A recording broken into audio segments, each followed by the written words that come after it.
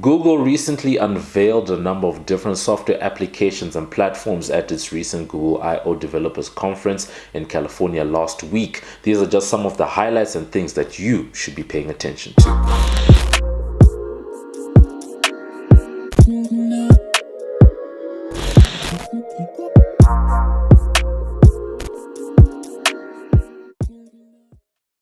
Hey, what up? It's your boy MobbJustice. I'm back again with another video.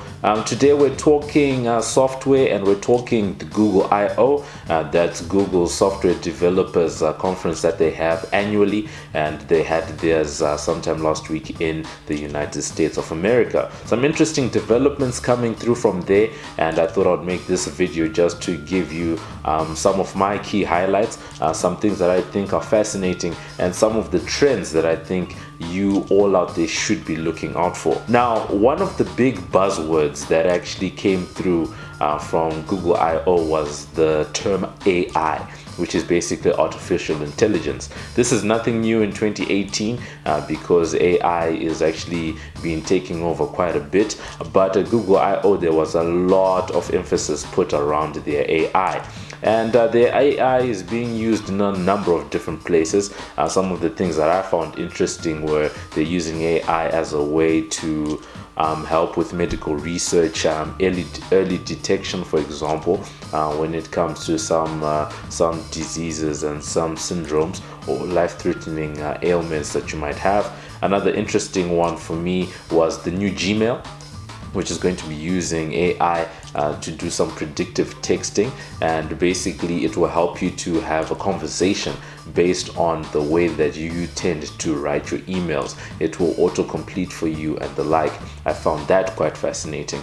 Another interesting one was Google Photos, because basically Google Photos will now allow you to actually take a picture of a document, for example, and actually just turn that automatically into a PDF. And then the other one that I found interesting is that if you have an old photo that's black and white, for example, based on artificial intelligence, deep learning and all of that stuff, it can actually recolor what a picture, let's say taken in 1950, was meant to look like.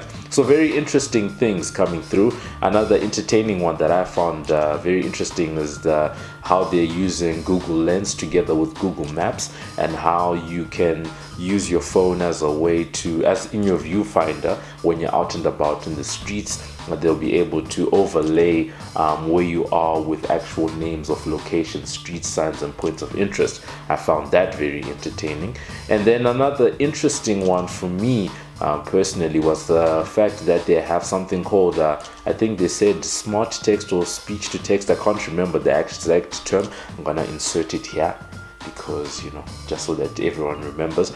So basically this is where, using Google Lens, you actually be able to, through your viewfinder on your camera, be able to copy and paste text from the real world, which I think is actually quite a revolution. I'm not 100% sure there are a lot of people that are doing such a thing. I've never seen it in practice before.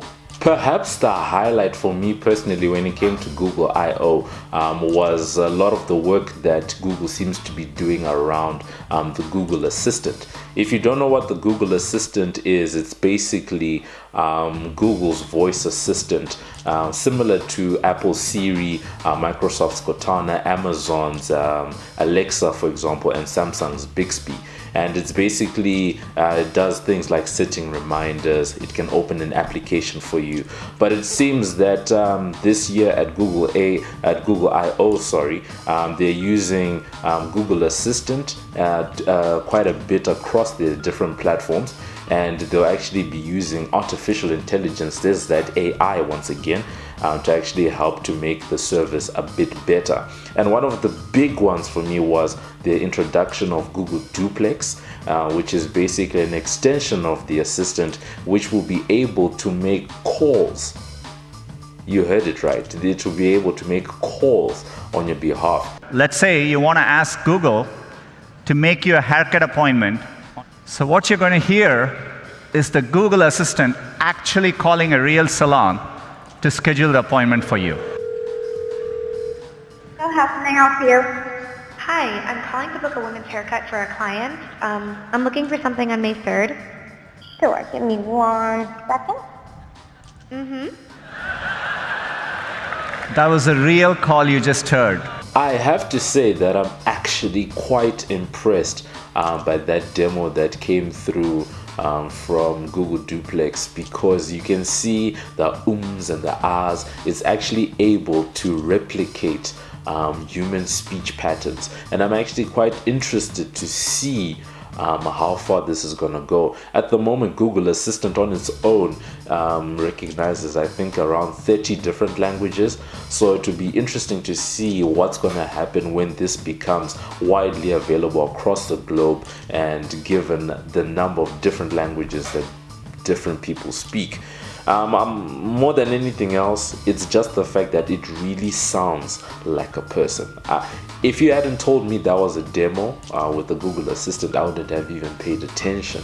And this is actually one of my focuses for this video. I actually just want to touch on this very quickly, because there's been a lot of outcry because a lot of people were saying that there are ethical issues around Google making these types of calls without letting people know that they're talking to machines and all of that stuff. But Google has actually given people an assurance to say that they will be transparent. At the moment, it seems that Google Duplex cannot do full-on conversations with people, just does the bookings and that type of thing.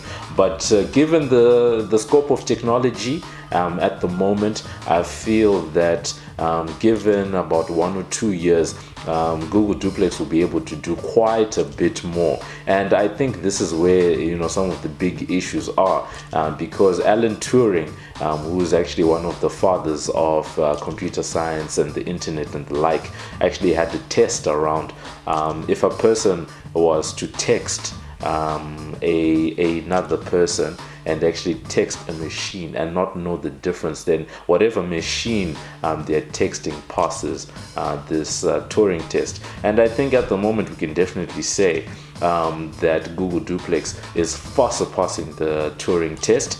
But more importantly, I want to talk about just some of the implications. And I think it will be very good because it will allow a lot of people to actually offload some of the admin that they would have to do on their own to, let's say, Google Assistant, for example.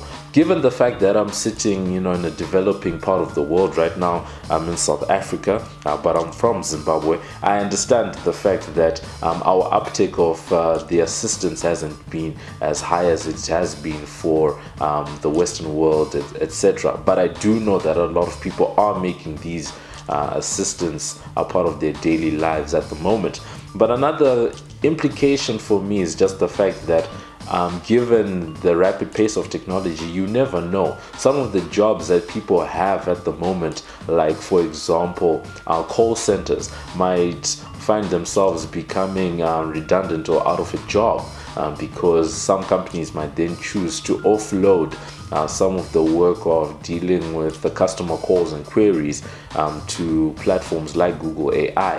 Just program some responses, give it some deep learning, given some real speech interpretation, and then just make it seem as if people are talking to another human being. That's a very big implication over there. Another one is just the fact of, at what point does it then become okay for us to actually just be communicating with these machines as if they are people? That's just some food for thought.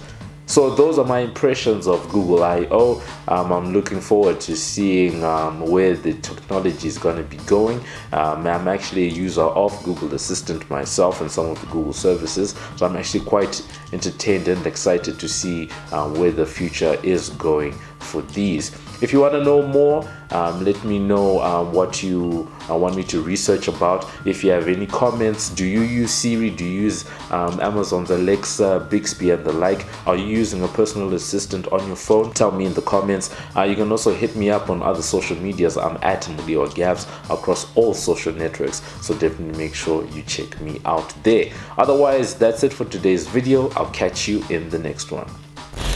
Hey, this is Baby G and you're watching the Mob Justice channel. Follow us on Twitter, Instagram, and Facebook. Live it, love it, like it. This is the MobbJustice TV.